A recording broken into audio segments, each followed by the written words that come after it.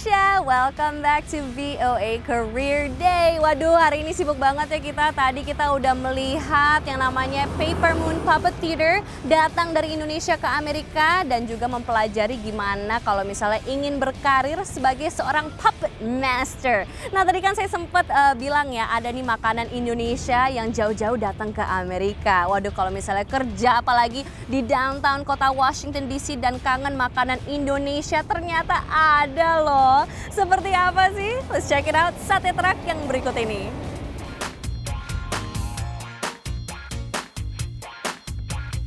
Halo pemirsa Career Day, di acara ini kita juga belajar tentang bisnis. Salah satu yang sedang heboh di Washington ini adalah bisnis food truck atau truk makanan yang menjual makanan hanya di jam-jam tertentu saja. Misalnya di jam-jam makan siang. Salah satunya seperti yang di belakang saya ada sate Indonesian food. Iya, ini dia namanya.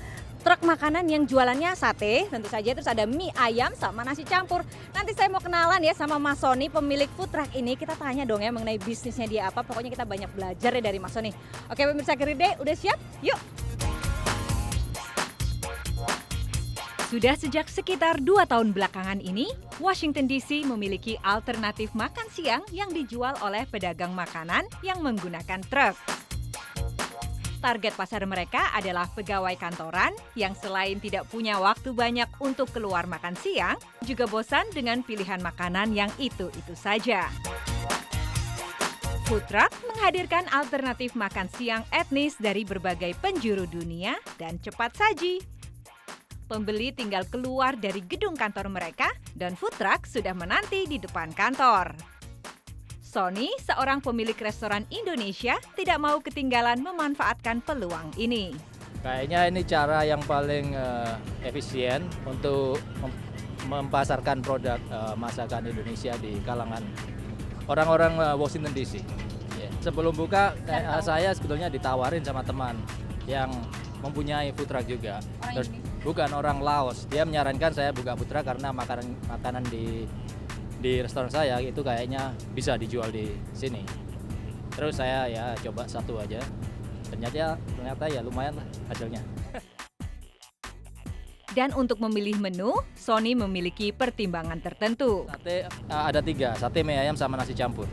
Ya, jadi kita cari menu yang sangat tradisional dan juga sangat singkat, bisa masuk di mulut orang-orang sini dan juga orang Indonesia. Bakar di sini pasti, kita nggak bisa sate dibakar dari restoran, jadi mendadak, memang untuk mendadak. Banyak kerjaan memang, tapi ya memang gimana lagi, namanya sate. Health inspector pasti, ya, dia pasti datang sini untuk ngecek makanannya gimana, terus kita harus ada license untuk manager certification. Sate truk berwarna merah putih ini ternyata dulunya adalah truk pengantar surat milik kantor pos. Memilih truk untuk yang bisa masuk Washington DC itu memang sulit, soalnya mereka butuh panjang yang tertentu dan tinggi juga yang tertentu. Saya dapat truk ini dari bekas kantor pos tahun 88, terus saya bangun, kayak bangun dapur di restoran di dalamnya. Bisnis food truck kini tidak hanya di metropolitan, tetapi bahkan sudah menjangkau pinggiran kota. Kalau makan doang emang enak ya, tapi beneran deh ini kerja di sini panasnya minta ampun, namanya juga kompor ya di belakang saya ya. Tapi kalau musim dingin enak nih, jadinya anget. Nah pemirsa, demikian tadi liputan VOA, mudah-mudahan enjoy dan bisa diambil manfaatnya. Saya Devi Small Petlis dan Wahyu Kusumo, kita pamit dulu. Sampai ketemu lagi next time. Bye. Waduh, siapa bilang kalau misalnya kerja jauh-jauh di Amerika nggak bisa makan makanan Indonesia. Tuh, kita aja di kota Washington DC masih bisa mencari sate truck. Makan sate waktu makan siangnya nggak? Oke deh pemirsa, it's time to read your comments, suggestions, questions, pakai segala sesuatu dari Facebook page kita, yaitu VOA Pop News. Oke, kita ada pertanyaan dari Wendy Chloe dari Twitter. Dia nih nanya, "Hi, I'm Wendy from Indonesia. I would like to know if there is an opening that I can apply to in the US.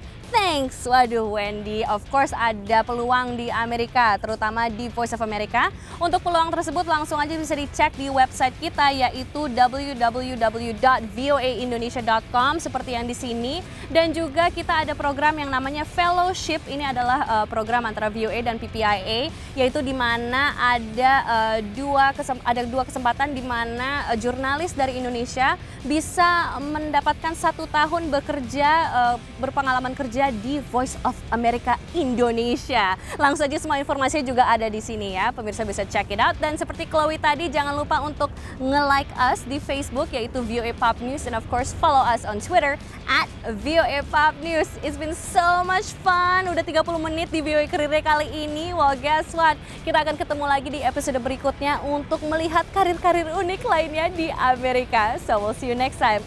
Bye-bye.